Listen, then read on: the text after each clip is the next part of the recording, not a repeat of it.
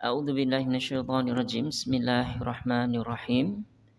Assalamualaikum warahmatullahi wabarakatuh. Alhamdulillah. Alhamdulillahi rabbil alamin wal aqibatu lil muttaqin wala udwana illa 'alal zalimin. Wassalatu wassalamu ala asyrafil anbiya'i wal mursalin sayyidina wa maulana Muhammadin wa ala alihi wa ashabihi ajmain amma ba'du. Allahumma inna nas'aluka ilman nafi'a wa rizqan thayyiba wa amalan mutaqabbala. Ya Allah, kami mohon kepadamu ilmu yang bermanfaat, rezeki yang baik, dan amal ibadah yang diterima. Amin. Allahumma amin. Ma'asyiral muslimin wal muslimat, bapak-bapak, ibu-ibu rahimani wa rahimakumullah. Alhamdulillah, puji syukur tak lupa, tak bosan sering kita ucapkan kepada Allah Azza wa Jalla rasa syukur kita dengan mengucapkan di lisan kita alhamdulillah atas nikmat-nikmat Allah yang telah Dia berikan kepada kita semua. Nikmat-nikmat yang baik kita sadari atau tidak kita sadari, dari sejak pagi bangun tidur sampai nanti tidur lagi, kalau kita mau menghitung secara detail, mungkin nikmat sehari ini nggak bisa kita hitung, begitu banyaknya. Mata bisa melihat, nafas bisa terhirup dengan baik, tubuh bisa bergerak, mulut bisa merasakan, dan seterusnya. Satu demi satu nikmat yang Allah berikan menuntut kita untuk bersyukur kepadanya. Kita gunakan nikmat-nikmat tersebut, satu, untuk ketaatan kepada yang memberi nikmat. Jangan sampai ma'asyiral muslimin wal muslimat, nikmat yang kita rasakan ini kok kita salah gunakan, alias kita gunakan untuk bermaksiat kepada Allah. Bisa jadi Allah akan menarik nikmat itu tidak diberikan lagi kepada kita. Moga kita syukuri nikmat tersebut. Kemudian salawat dan salam semoga tercurahkan kepada junjungan kita Nabi besar Muhammad sallallahu alaihi wasallam, tentunya kepada keluarga beliau, para sahabat beliau, dan juga orang-orang yang meniti jalan mereka dengan baik sampai hari kiamat kelak. Ma'asyiral muslimin wal muslimat, barakallahu fikum. Insyaallah pada kesempatan kali ini akan kita sambung pembahasan kita di 2 pekan yang lalu, yaitu sudah kita mulai membahas hukum seputar kurban. Hukum seputar kurban, sembelihan. Yang dahulu kita pelajari yaitu tentang masalah definisi kurban dan dalil pensyariatan kurban. Insya Allah sudah jelas ya. Ibadah kurban adalah ibadah menyembelih hewan ternak di waktu Idul Adha dan juga hari tasyrik. Diniatkan hanya untuk Allah semata. Disyaratkan di ibadah ini seorang harus beragama Islam terlebih dahulu. Dia termasuk dewasa dan berakal, dan yang ketiga dia memiliki kemampuan secara harta. Ini syarat sah seorang bisa melakukan ibadah kurban ini. Kemudian yang boleh dikorbankan di dalam Idul Adha dan hari tasyrik itu cuman 3 kriteria hewan saja, tidak boleh yang lain, yaitu kambing. Ini mencakup kambing Jawa dan juga domba. Kemudian sapi, masuk ke dalam sini keluarganya sapi yaitu kerbau. Kemudian yang ketiga onta. Ini hewan-hewan yang boleh dikorbankan. Kalau tidak mampu, punyanya cuman ayam, gimana? Boleh. Wah, niku dibuat makan-makan biasa saja niku. Nah, jangan pas korban ya. Jangan pas korban. Wallahu ta'ala alam. Kalau nggak ada, ya berarti belum mampu. Kemudian kalau kriteria umur, kalau onta minimal 5 tahun jalan, 5 tahun sempurna jalan ke-6. Kalau sapi atau kerbau berapa tahun? 2 tahun sempurna jalan ke tahun yang ketiga.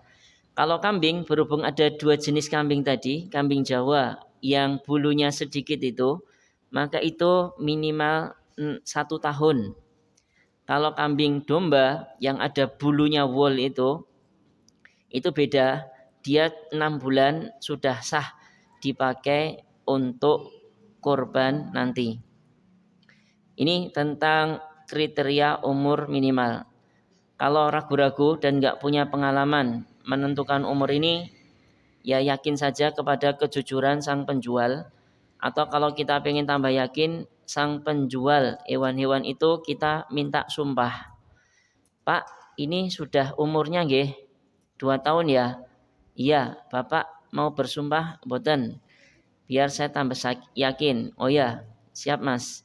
Saya bersumpah kalau sapi yang saya jual ini sudah berumur 2 tahun.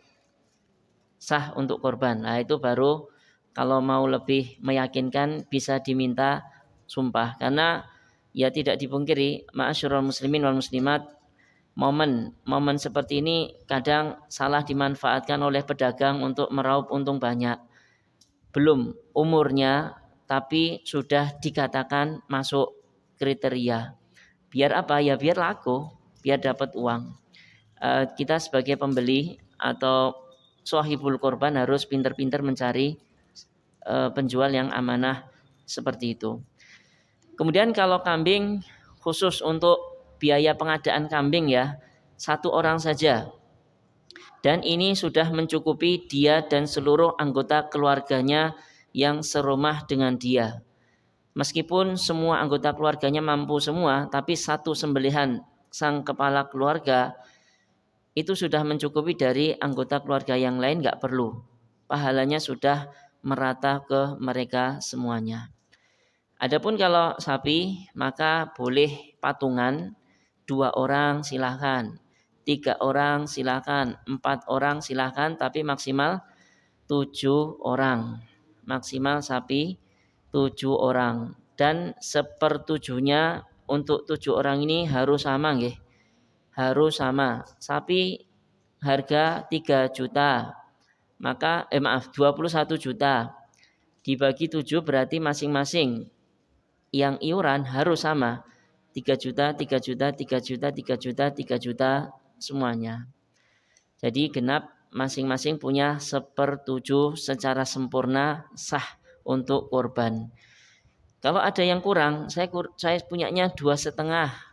Kemudian ada 1 ya sudah, setengahnya saya lengkapi sebagai ya tambahan lah. Saya sukarela menggenapinya.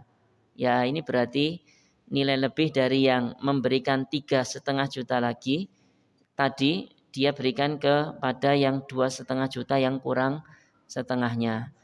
Tetap sah, semuanya dapat pahala korban ini. Kemudian berikutnya, ma'asyiral muslimin wal muslimat barakallahu fikum, silahkan pilih korban hewan yang terbaik. Yang terbaik apa? Yang paling gemuk, paling besar, paling banyak dagingnya. Kalau kriteria yang wajib tadi umurnya sudah sesuai, ya, maka setelah itu cari kriteria sunnah berikutnya yang gemuk, yang banyak dagingnya kalau disembelih, biar pembagian dagingnya bisa merata ke banyak orang. Otomatis ini yang paling mahal. Otomatis yang gemuk, yang gede itu ya yang paling mahal kalau bisa. Nanti ada kasus, hewannya besar, gemuk, tapi umurnya belum nyampe. Wah ini nggak sah. Ini nggak boleh. Meskipun kambingnya gemuk gede, tapi kok dia belum setahun, misalkan kambing Jawa masih 9 bulan atau 10 bulan, tapi kelihatan gede, maka ini nggak sah. Jangan. Meskipun gemuk jangan dipilih. Lengkapi dulu, penuhi dulu yang wajib yaitu umurnya, baru setelah itu cari yang gemuk besar. Apakah wajib jantan? Enggak. Tidak wajib jantan. Tidak wajib kambing sapinya jantan. Bisa dicari betina. Bisa dicari yang betina juga dipakai untuk korban. Meskipun kalau dipertimbangkan yang afdol ya afdol yang jantan ya. Biasanya lebih mahal, lebih gede. Biasanya seperti itu. Kemudian hindari dalam memilih ada cacat-cacat yang menghalangi keabsahan korban kita. 4 saja cacatnya. Buta sebelah yang jelas kebutaannya. Jadi matanya satu ini ya mungkin warnanya hilang, tinggal hitam tok. Kalau yang kanan mungkin bisa hitam sama putih biasa nggih. Kalau ini mungkin putih tok atau hitam tok. Ternyata buta sebelah dia. Jangan. Itu cacat yang menghalangi sahnya korban. Yang kedua pincang. Itu buta sebelah nggak sah ya, apalagi buta semuanya. Apalagi buta semuanya tambah nggak boleh lagi. Kemudian yang kedua pincang, yang jelas kepincangannya. Jadi ketika jalan kok diglok gitu. Ketika di kandang, ketika di luar loh sama. Wah ini pincang emang. Yang jelas kepincangan. Pincang itu satu kaki aja ya. Pincang. Apalagi pincang 2 kaki, 3 kaki, 4 kaki. Nah itu tambah tidak sah. Tambah tidak sah. Kemudian yang keempat sakit. Yang jelas sakitnya. Lemes, gak mau makan, tiduran terus. Akhirnya kurus. Kemudian yang kelima tua. Yang keempat tua. Cacat ya. Sampai tulang sumsumnya kering, nggak ada. Tulang sumsumnya kering, dagingnya otomatis juga mengering. Jadi kalau disembelih tinggal balung. Itu pun kalau ditengkleng nggak ada dagingnya. Wah enak tat balung ya. Tapi balung tok, sumsumnya nggak ada, daging yang nempel juga nggak ada gara-gara saking tuanya. Kalau kambing mungkin kambing umur 100 tahun gitu ya. Mungkin ya. Saking tuanya. Nggak ada nggak ya? Kambing paling tua wallahualam ya. Mungkin 5 atau 6 tahun itu sudah tua itu. Tapi kalau onta 5 tahun baru sah. Kalau onta umurnya agak lebih panjang dari kambing. Kemudian berikutnya akan kita bahas pada kesempatan kali ini melengkapi pembahasan sebelumnya ma'asyiral muslimin wal muslimat tentang waktu penyembelihan korban. Maka ringkas saja kita jelaskan untuk meringkas waktu, yaitu dimulai waktunya setelah sholat id bagi orang yang menunaikan wajib sholat id, yaitu sejak terbitnya matahari di hari tanggal 10 Dzulhijjah. Itu sholat id ditegakkan di waktu duhanya sekitar jam 6 lebih sedikit. Setelah itu pulang, disitulah waktu mulai penyembelihan kurban.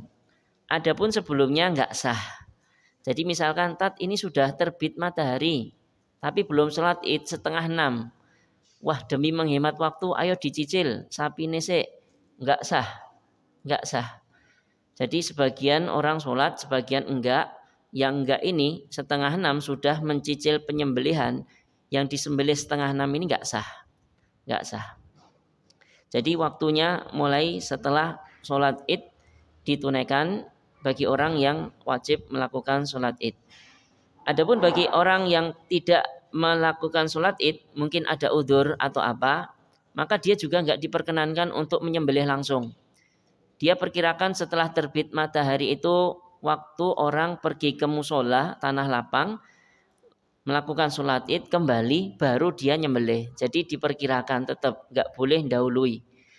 Bagi orang yang tidak wajib sholat id, misalkan dia musafir atau dia mungkin sakit atau dia mungkin berhalangan, maka dia tetap nunggu orang-orang kembali dari sholat id juga baru dia mulai menyembelih.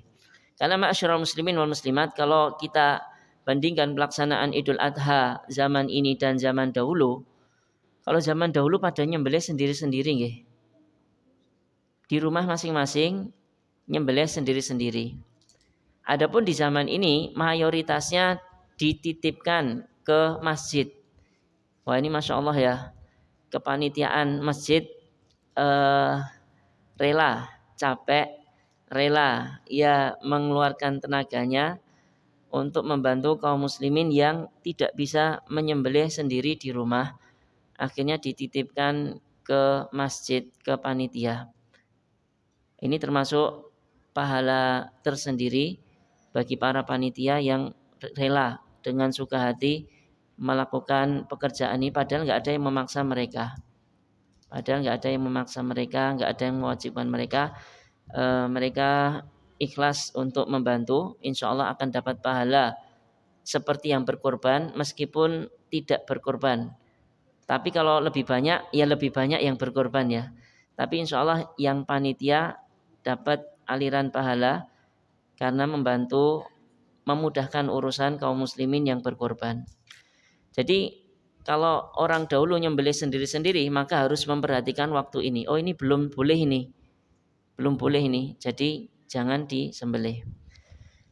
Kemudian ma'asyiral muslimin wal muslimat barakallahu fikum. Sampai kapan bolehnya menyembelih ini? Yaitu 4 hari ya. Tanggal 10 pas setelah sholat Idul Adha. Kemudian besoknya hari tasyrik yang pertama. Besoknya lagi hari tasyrik yang kedua. Kemudian yang terakhir hari tasyrik yang ketiga. Sebelum tenggelamnya matahari. Ya mungkin gambarannya paling 1 hari selesai tadi ya kalau di tempat kita. Kalau di tempat yang lain hari pertama ini nggak selesai. Ada beberapa kambing atau sapi akhirnya dilanjutkan besok harinya. Atau mungkin di hari yang pertama kita belum punya rezeki. Kemudian tasyrik yang kedua, alhamdulillah dapat rezeki saya cari kambing lah, tak sembelih korban. Nah itu boleh. Karena di 4 hari ini waktu bolehnya menyembelih. Kemudian berikutnya ma'asyiral muslimin wal muslimat barakallahu fikum. Masalah yang terakhir yang dibahas di kitab kita ini Al-Fiqhul Muyassar, kemudian nanti akan kita tambahi yang lain. Masalah ma yusna'u bil udhiyah. Daging kurban yang sudah diproses, disembelih selesai, ini gimana pemanfaatannya? Dagingnya dimanfaatkan untuk apa saja? Yusannu lil mudhahi an ya'kula min udhiyatihi wa yuhdi lil aqarib wal jiran wal asdiqa. Maka yang pertama disunahkan bagi orang yang menyembelih, yang sahibul kurban ya, dia memakan sebagian daging yang ia sembelih. Sebagiannya disedekahkan dihadiahkan kepada sanak kerabat dia dan juga tetangga terdekat dia. Sebagian disedekahkan kepada kaum fuqara wal masakin. Jadi daging ini idealnya kalau pas disembelih sendiri ya. Saya memberi gambaran ini kalau kita nyembelih sendiri, kita urus sendiri. Saya sembelih bismillah. Saya kuliti sendiri, saya pecel-pecel sendiri. Daging ini setelah selesai sebagian saya masak, sebagian saya hadiahkan ke kakak saya, adik saya, paman saya, sebagian ke tetangga depan rumah, samping rumah, belakang rumah, sebagian ke peminta-minta yang minta. Sedekah ke orang miskin yang meminta-minta dikasih. Itu kalau pas ngurus sendiri. Tapi kalau nanti kaitannya dengan titip pengurusan ke masjid, maka ini ada agak sedikit berbeda nggih. Agak sedikit berbeda. Misalkan saya titip ke masjid ini 1 ekor kambing. Saya pesan ke panitia, Pak, saya minta sepertiganya ya. Wah ini berat nih. Kalau 1 kambing diminta sepertiga, tinggal 2/3. Kira-kira dibagi pripun, Pak? Wah, mboten saged, enggak masuk ini. Sebagai panitia yang sudah mengurus beberapa tiap tahun ya, ini enggak bisa. Nah, terus gimana saat? Ya sudah, kita sudah pasrah ke panitia. Panitia sudah punya kebijakan sendiri. Nanti yang korban akan dikasih, tapi enggak sepertiga. Niku nggih, Pak? Biasanya nggih. Pirang bungkus biasanya, Pak? Oh, sambil berakang. Ya, enggak ada masalah. Itu kambingnya sendiri ya, kalau bisa dinamai. Soalnya mungkin dia beli kambing gede, loh sambilku kok cilik. Ki sambile sapa iki? Oh, sesuai yang dinamai, nggih. Nah, itu enggak ada masalah kalau kebijakannya seperti itu. Tapi kalau mau ngurus sendiri boleh. Tapi ya repot nggih, di rumah ribet sendiri. mending bareng-bareng diserahkan di masjid, bisa kumpul dengan yang lain, saling tolong menolong satu dengan yang lainnya kalau kesusahan. Kemudian istahabbu, kalau sesuai yang kita sampaikan tadi, maka disunahkan ma'syiral muslimin wal muslimat, daging itu dibagi jadi 3 bagian. Sepertiga untuk dia dan keluarganya, sepertiga untuk kaum fuqara dan juga tetangganya, sepertiga dihadiahkan. Ini sunahnya. Tapi kalau dia nggak mau makan alias 100% tak sodakohkan semua, nggak ada masalah. Ini baik, lebih baik ini. Ini justru baik karena ya sodakohnya untuk semuanya. Saya tak yang lain lah. Misalkan mungkin nyembelih sendiri untuk keluarganya khusus. Wallahu ta'ala a'lam.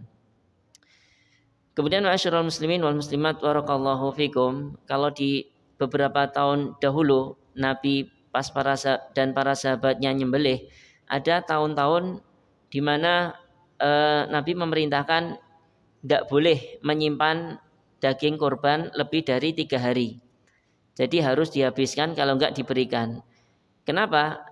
Alasannya karena di masa itu masa paceklik, sulit makan, sulit makanan. Jadi enggak boleh seorang itu menyimpan untuk dirinya sendiri, yang lain pada kelaparan. Akhirnya Nabi mengatakan enggak boleh disimpan. Enggak boleh disimpan lama-lama di kulkas.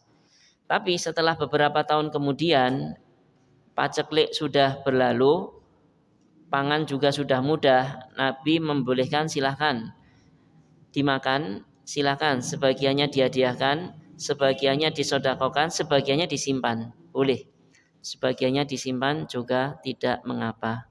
Wallahu ta'ala a'lam. Bapak Ibu, ada yang nyimpen daging korban di freezernya sampai sekarang masih ada? Tahun yang kemarin? Ayo. Atau 2 tahun yang lalu? Waduh, parah ya, 2 tahun yang lalu. Kalau punya saya masih ya. Karena ya nggak dimasakin. Nah, saya masak sendiri nggak bisa ya. Nggak dimasakin karena istri nggak suka daging kambing. Jadi aras-aras Senin kon masak. Masak dhewe nah, ya nanti kalau ada waktu. Kalau ada waktu. Itu ma'asyiral muslimin wal muslimat barakallahu fikum. Jadi daging yang disembelih itu enggak semuanya diberikan, ada sebagiannya yang kita makan, kita sedekahkan, kita hadiahkan.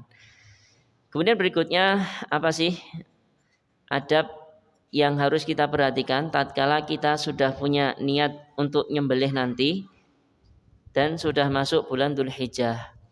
Maka di sini dikatakan idza dakhalat asyru Dzulhijjah haruma ala man arada an yudhhiya an ya'khudha min sya'rihi. Jika sudah masuk bulan Dzulhijjah dan Bapak Ibu punya niatan nanti akan menyembelih, meskipun belum beli kambingnya, maka dilarang Bapak Ibu untuk memotong rambut, apapun rambut yang di tubuh ini, rambut kepala, rambut kumis, kalau jenggot memang nggak boleh nggih. Rambut ketiak ataupun rambut yang lain nggak boleh, dan juga kuku nggak boleh dipotong sedikit pun. Sampai kapan? Sampai tanggal 10 sembelihannya disembelih. Nah itu baru boleh kuku dan rambutnya tadi boleh dipotong. Ini berdasarkan hadis Ummu Salamah radhiyallahu anha yang dihukumi marfu' ke Nabi ya. Ummu Salamah mengatakan, idza dakhalal asyru, jika sudah masuk 10 yaitu awal 10 Dzulhijjah, wa indahu udhiyatun yuridu an yudhhiya, dan dia punya niat untuk nyembelih korban di tanggal 10-nya, fala ya'khudanna sya'ran wala yaqlimanna dhufran, maka jangan dia memotong rambutnya sama sekali dan juga tidak boleh memotong kukunya. Tidak boleh dipotong kuku kaki atau kuku tangan sama sekali. Sejak tanggal 1 Dzulhijjah sampai tanggal 10 pagi. Kapan boleh dipotong itu semua? Karena 10 hari kalau nggak dipotong itu kukunya tambah panjang ya.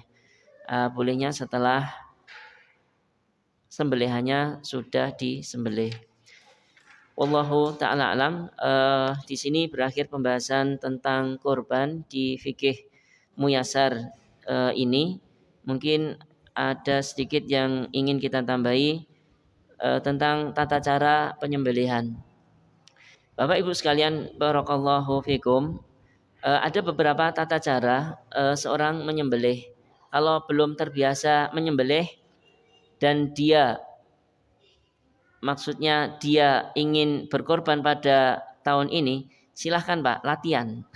Jadi mental itu perlu dilatih. Jangan kita pasrahkan terus ke yang biasa. Nanti kalau yang biasa ini nggak ada, wah repot, nggak ada yang mau nyembelih. Jadi monggo silahkan gantian. Kalau biasa Bapak itu nanti ada kambing berikutnya Bapak si fulan. Tapi aku rawani engkau tak ajari. Apalagi bapak-bapak yang sudah pernah belajar seperti ini lebih layak lagi untuk maju ya daripada yang belum pernah belajar. Yang pertama ma'asyiral muslimin, sebaiknya afdolnya si pemilik korban sendiri yang menyembelih hewan korbannya. Ini yang paling afdol. Yang kedua, kalau si pemilik nggak berani atau tidak bisa, mungkin perempuan ya ibu-ibu, maka sebaiknya ia datang. Jangan di rumah, datang menyaksikan hewannya disembelih. Ini merupakan keutamaan tersendiri. Kemudian alat yang dipakai harus yang tajam ya, baik berupa yang senjata tajam, apapun jenisnya kecuali dari 2 bahan, yaitu kuku sama gigi. Kuku itu kadang tajam, bisa untuk merobek, tapi nggak boleh dipakai untuk nyembelih. Gigi itu terkadang juga dipakai oleh orang dahulu, dilancipkan gitu, dipakai untuk nyembelih. Bisa tajam itu, tapi tidak boleh. Silahkan bahannya boleh besi, boleh baja, ataupun apalah yang tajam yang biasa dipakai untuk menyembelih. Kemudian berikutnya ma'asyiral muslimin, hewan dibaringkan di tubuh sebelah kirinya dan dihadapkan ke kiblat. Jadi mungkin gambarannya penyembelihannya di depan situ nggih. Kambing itu kakinya di sebelah sini, kepalanya di sini, kemudian ditibak nggih. Jadi kepalanya menghadap kiblat sana. Nanti sang penyembelih juga otomatis dia akan menghadap kiblat juga ketika menyembelih ini. Di sebelah sananya di pripun nggih. Sang penyembelih di sini, ini kakinya, ini kepalanya. Jadi dibaringkan di sisi sebelah kirinya hewan, kemudian lambungnya ditekan, lambung kirinya di hadapan kiblat, kemudian kepalanya agak ditarik biar di sininya menegang, lehernya menegang, kemudian pisau ditekan dengan kuat. Bismillah. Kemudian ketika menyembelih disyariatkan membaca yang wajib nggih. Bismillah, itu saja. Ini yang wajib. Ini kadar yang wajib seorang mengucapkan bismillah. Tidak perlu ditambahi ar-Rahmanir-Rahim. Cukup bismillah saja. Jadi sudah disiapkan, dibaringkan, pisau sudah dipersiapkan, ketika menyembelih bismillah. Tapi kalau mau ditambahi yang sunnah, boleh dikatakan dengan Allah wallahu akbar. Jadi bismillahi wallahu akbar ketika menyembelih. Para ulama sepakat yang wajib cuman bismillah, adapun ucapan Allahu akbar sunnah, bukan wajib. Kemudian boleh diikuti dengan ucapan hada minka walaka. Ini menurut hadis riwayat Abu Dawud ya. Bismillahi Allahu akbar. Hada minka walaka. Ini sembelihan untukmu ya Allah, darimu dan untukmu ya Allah. Atau kalau dia mewakili penyembelihan milik orang lain, maka bismillahi Allahu akbar. Hada minka walaka an bapak fulan. Hada minka walaka an bapak fulan. Kalau misalkan dia mewakili orang lain. Kemudian setelah itu boleh berdoa dengan mengucapkan doa semoga Allah menerima korbannya. Seperti salah satu doa Allahumma taqabbal minni, itu kalau kita sendiri ya, korban kita sendiri ya. Bismillahi Allahu akbar hadza minka walaka taqabbalallahu minni. Allahumma taqabbal minni. Ya Allah, terimalah dariku. Allahumma taqabbal minni. Kalau nggak bisa bahasa Arab, ya silahkan bahasa Indonesia. Bahasa Indonesia nggak ada masalah. Yang doa ini nggih. Tapi kalau Bismillah tadi nggak boleh pakai terjemahan dengan nama Allah, nggak. Insya Allah Bismillah semuanya bisa lah. Ucapkan Bismillah semuanya bisa. Tapi kalau doa Allahumma taqabbal minni, kalau punya kita, kalau punya si fulan dia wakili, Allahumma taqabbal min fulan. Ya Allah, terimalah dari si fulan. Disebutkan nama sahibul korban. Apakah ada embel-embel bacaan sholawat atau takbir orang yang menyaksikan? Maka wallahu ta'ala tidak ada ya. Tidak ada dalil bahwasanya Nabi sebelum baca Bismillahi Allahu Akbar beliau bersolawat, nggak ada dalilnya. Sementara beribadah kalau tanpa dalil, itu nanti malah bisa masuk ke ranah ibadah yang tidak ada tuntunannya. Bismillah kita cukupkan saja dengan dalil yang ada. Dahulu Nabi ketika menyembelih mengucapkan Bismillahi wallahu akbar. Mungkin ini sedikit tambahan ma'asyiral muslimin wal muslimat barakallahu fikum. Adapun sisa waktu menjelang Isya ini mungkin ada beberapa masalah yang pernah dihadapi atau mungkin ada sedikit ketidakjelasan dari yang disampaikan tentang korban ini. Monggo dipersilakan dari Bapak atau Ibu, monggo silakan.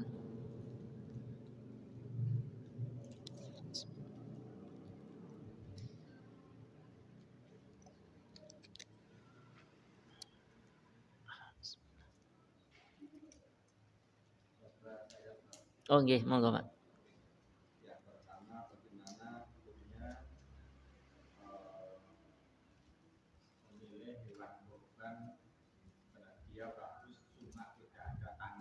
Oh nggih.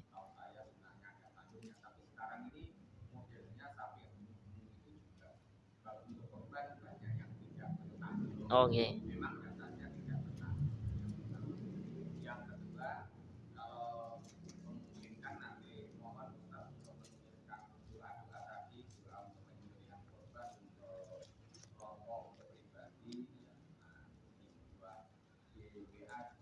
Oh nggih. Oh nggih.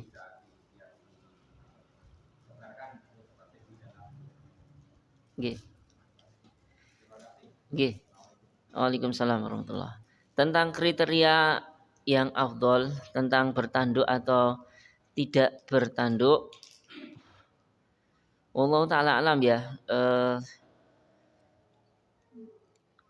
Kalau yang pernah kita baca, sedikit yang kita baca, intinya hewan itu besar, gemuk dan banyak dagingnya. Entah jantan, entah betina. Entah jantan, entah betina, entah bertanduk, entah tidak bertanduk. Ataupun kalaupun misal dia aslinya bertanduk, kemudian tanduknya patah, ini cacat. Cacat seperti ini termasuk cacat yang tidak masalah, tidak menghalangi sahnya korban. Tidak menghalangi sahnya korban, hanya sekedar makruh saja, tidak berpengaruh pada hewan korban, tetap sah. tapi hanya sekedar makruh saja, misalkan ada tanduknya tapi ternyata pecah, kemudian telinganya seharusnya utuh tapi terpotong sebagian atau hilang, maka itu cacat-cacat yang tidak masuk 4 cacat yang tadi kita bahas, menghalangi keabsahan korban kita. Wallahu ta'ala alam. Kalau saya pribadi, tanduk atau tidak bertanduk selama dia gemuk, wallahu alam itu lebih utama ya, karena banyak dagingnya. Toh tanduknya juga tidak dimakan ya, wallahu alam. Tanduknya tidak dimakan. Dagingnya yang banyak bisa dibagikan. Kemudian mungkin sedikit tambahan buat ya panitia ya. Misalkan nanti ada pesanan khusus kambing, mungkin bisa ya, pesanan khusus saya pengen ini, selama tidak terlalu banyak mungkin bisa dipenuhi.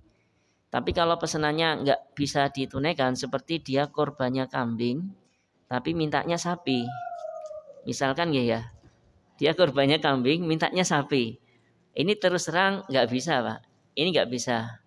Mending ikut iuran sapi saja Bu atau Pak, nanti dapat sapi insya Allah. Iya, dapat sapi insya Allah, dapat sapi. Atau dia iuran sapi tapi dia minta bagian yang bagian itu apa istilahnya, seharusnya untuk rame-rame tapi untuk dia sendiri. Misalkan lidah nggih. Lidah ini kan satu panjang bodi daging tok, ini banyak ini ya. Ini kan sapi iuran 7 orang. Lidahnya 1. Nah, itu normalnya untuk 7 juga. Untuk 7 juga. Kok dia pesan lidahnya buat saya ya, Pak? Wah, ini harus dibicarakan ke 6 orang yang lainnya dulu. Harus dibicarakan ke 6 orang yang lainnya dulu. Gimana ini Ibu Fulan, Bapak Fulan maunya yang ini. Wah, saya juga pengen ya wes separuh-separuh. Nah, kabeh pengen ya wes bagi pitu. Wallahu ta'ala alam.